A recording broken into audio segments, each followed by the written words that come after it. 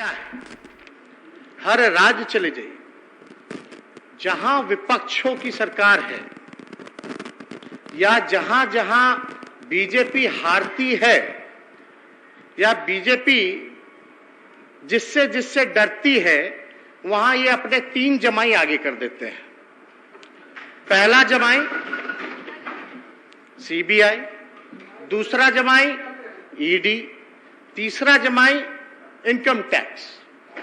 अब ये बात तो साबित हो गया कि जो माननीय मुख्यमंत्री आदरणीय नीतीश कुमार जी ने जो ऐतिहासिक और एक निडर निर्णय जो लिया है,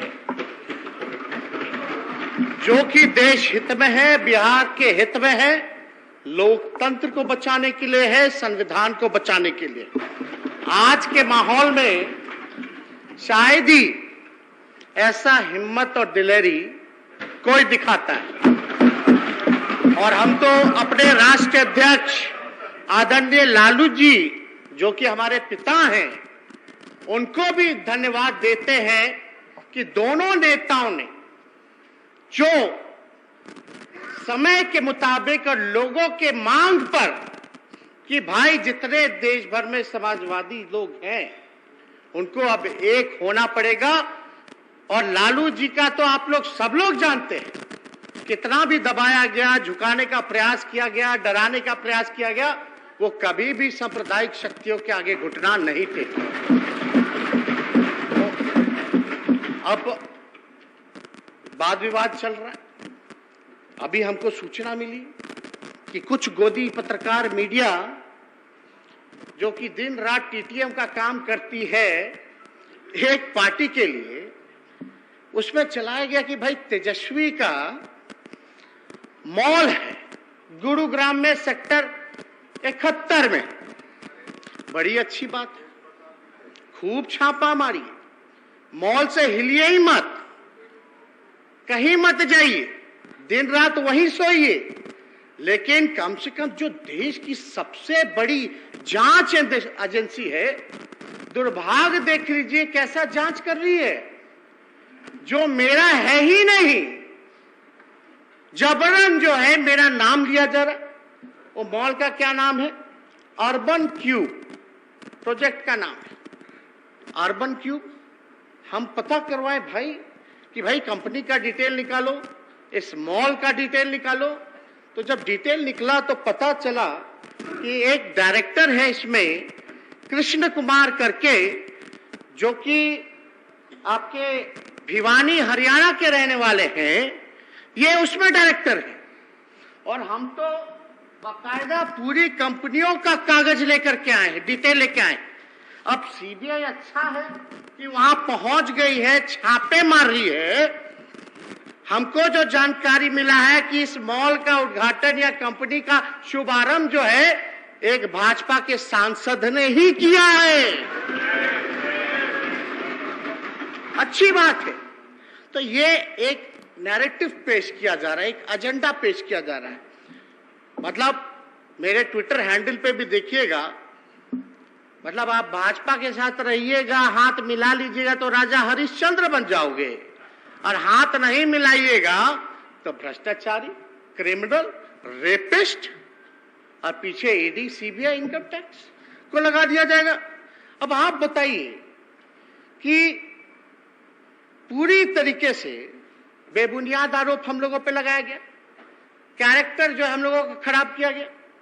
2017 में भी हम पे मुकदमा हुआ, वो तब की बात है जब मेरा मूछ नहीं था।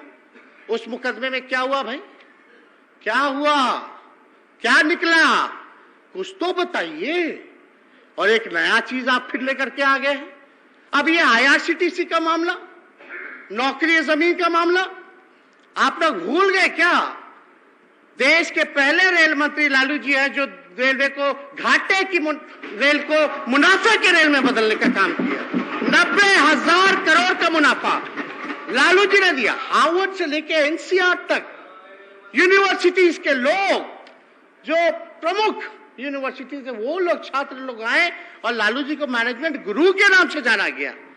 आज देखिए क्या हो रहा है देश में, कितना न्याय कर रहे हैं ये लोग कि भैया जो रेलवे को, घाटे की रेलवे को जो मुनाफे में देगा उस पे मुकदमा हो रहा है, और जो रेलवे को बेच देगा, देश की संपत्ति को बेच देगा, उस पे कुछ नहीं हो रहा।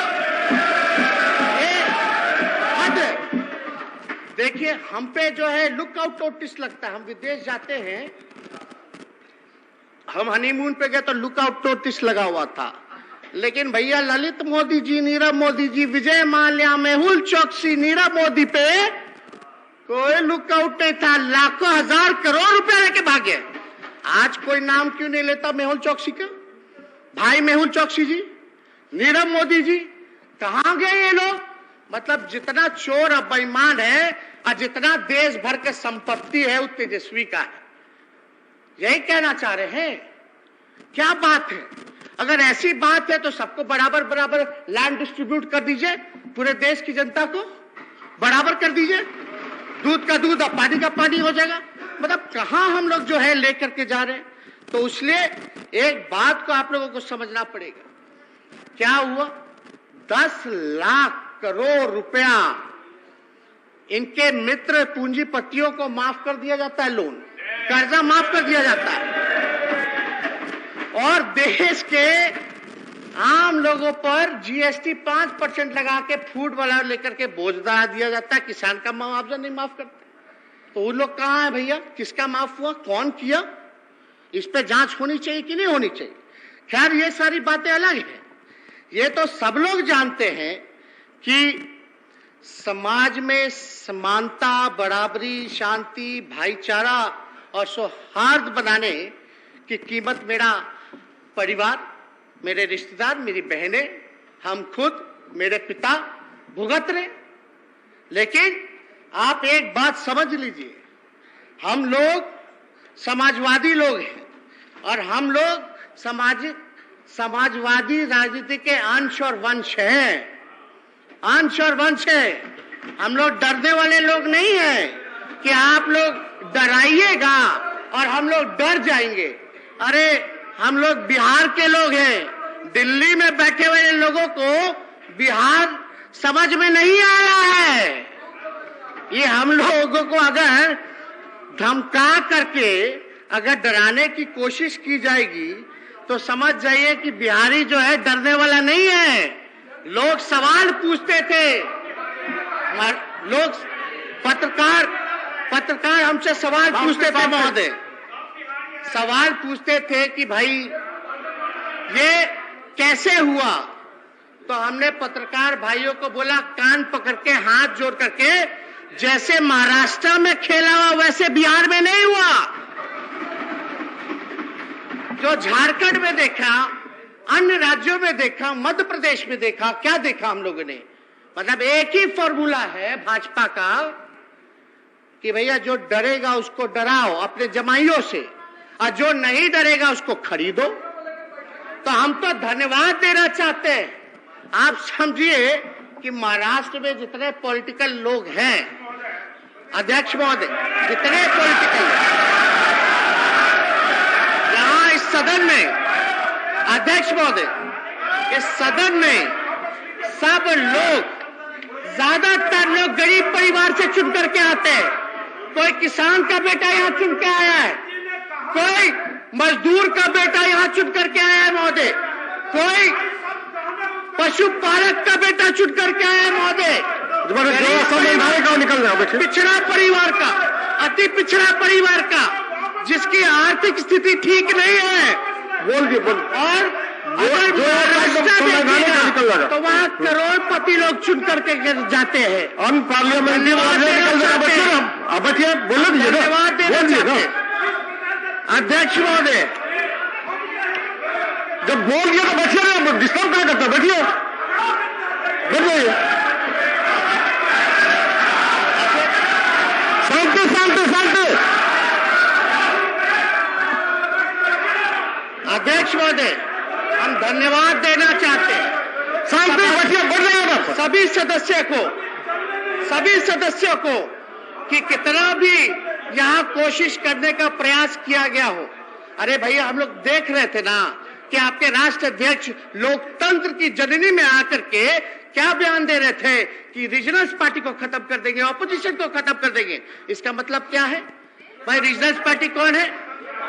और यहाँ आदरणीय नीतीश कुमार जी को किस तरह से तंग किया जा रहा था, जनता दल यूनाइटेड को तोड़ने का क्या क्या प्रयास किया जा रहा था, समाजवादी राजनीति को किस प्रकार से खत्म करने का साजिश किया जा रहा था, तो हम लोगों के पास उपाय क्या था?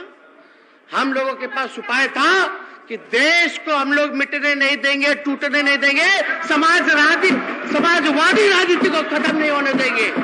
और हम लोगों के पुरखा, हम लोग समाजवादी लोग हैं महोदय, एक ही परिवार के लोग हैं। अरे सुनिए ना, एक ही परिवार के लोग, हम लोग समाजवादी विचारधारा के लोग हैं। हमारे पुरखों का जो विरासत है वो कोई और नहीं ले जाएगा। आप जो लोग सोच रहे हैं कि हम लोग जो खेत जोते हैं उसमें आप लोग जो है फसल उगाने का काम कीजिएगा, जो समाजवादी जो विरासत है, जो हमारे पुरखों की विरासत है, वो हमारे पास ही रहेगी और किसी के पास नहीं जाने वाली। एक बात समझ जाइए। और अध्यक्ष महोदय, ये बिहार हैजा धमकावे से काम ना चले वाला, ये बिहार है। आप लोग जो विभाजनकारी लोग हैं, उनको रोकने के लिए, जो देश में गंगा जमुना तहजीब, जो भाईचारा जो बिगाड़ना चाहते थे, जो आप लोग सामाजिक तनाव, धार्मिक तनाव जो बिगाड़ना चाहते थे, इसको देखते हुए हम लोगों ने सभी प्री पोल महागठबंधन के अलायंस के सभी पार्टनर, चाहे सीपीआई हो, सीपीएम हो, माले के लोग हो, कांग्रेस के लोग हो, और हम आरजेडी के सभी लोगों ने नीतीश कुमार जी के निर्णय का सराहना नहीं, बल्कि हम ये कह देना चाहते हैं, हम लोग मजबूती के साथ हम लोग खड़े हैं। अब क्या कह रहे थे तारकिशोर जी? बोल रहे थे कि रन आउट। हम आप तो खेले नहीं, हम तो कई बार खेल के अपना पैर भी तोड़वा लिए। मेरा जो लिगामेंट है एंकल का, वो टूटा है। एक बार कोई आउट होता तब ना दूसरा इनिंग खेलता। लेकिन एक बात समझ जाइए अच्छे से,